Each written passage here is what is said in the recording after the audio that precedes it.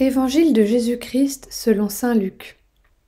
Le même jour, c'est-à-dire le premier jour de la semaine, 2 disciples faisaient route vers un village appelé Emmaüs, à 2 heures de marche de Jérusalem, et ils parlaient entre eux de tout ce qui s'était passé. Or, tandis qu'ils s'entretenaient et s'interrogeaient, Jésus lui-même s'approcha, et il marchait avec eux. Mais leurs yeux étaient empêchés de le reconnaître.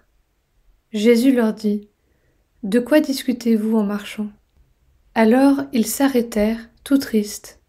L'un des deux, nommé Cléophas, lui répondit : « Tu es bien le seul étranger résidant à Jérusalem qui ignore les événements de ces jours-ci. » Il leur dit : « Quels événements ? » Ils lui répondirent : « Ce qui est arrivé à Jésus de Nazareth, cet homme qui était un prophète, puissant par ses actes et ses paroles devant Dieu et devant tout le peuple. Comment les grands prêtres et nos chefs l'ont livré, ils l'ont fait condamner à mort et ils l'ont crucifié. Nous espérions que c'était lui qui allait délivrer Israël. Mais avec tout cela, voici déjà le 3e jour qui passe depuis que c'est arrivé. À vrai dire, des femmes de notre groupe nous ont remplis de stupeur. Quand dès l'aurore elles sont allées au tombeau, elles n'ont pas trouvé son corps. Elles sont venues nous dire qu'elles avaient même eu une vision, des anges qui disaient qu'il est vivant. Quelques-uns de nos compagnons sont allés au tombeau et ils ont trouvé les choses comme les femmes l'avaient dit. Mais lui, ils ne l'ont pas vu.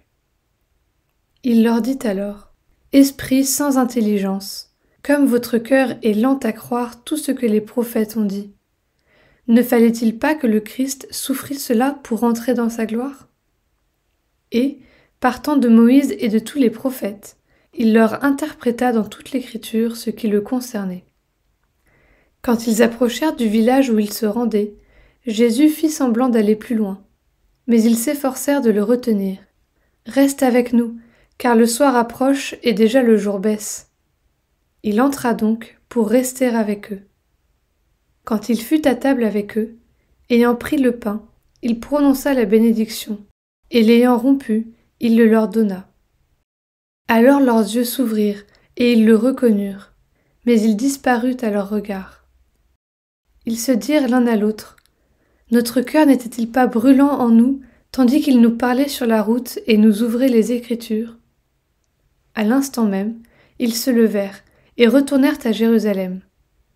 Ils y trouvèrent réunis les 11 apôtres et leurs compagnons, qui leur dirent : « Le Seigneur est réellement ressuscité, il est apparu à Simon-Pierre. » À leur tour, ils racontaient ce qui s'était passé sur la route et comment le Seigneur s'était fait reconnaître par eux à la fraction du pain.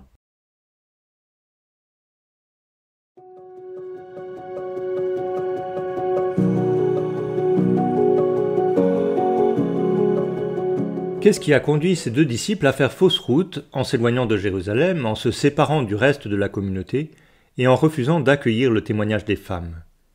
Dans leur réponse aux questions de Jésus, ils expriment leur déception. Nous espérions que c'était lui qui allait libérer Israël. L'espérance des 2 disciples était juste. Jésus est bien le Messie venu libérer Israël. Mais ils avaient pensé que cette libération se ferait sans doute de manière glorieuse, triomphante, alors que Jésus est venu sauver l'humanité dans l'humilité et en traversant l'épreuve de la mort sur la croix. Il s'agit donc, pour les disciples, d'accepter de laisser leur espérance être réorientée par Jésus.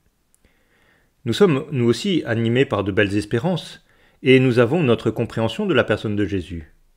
Mais sommes-nous prêts aussi à laisser Jésus réorienter notre espérance ?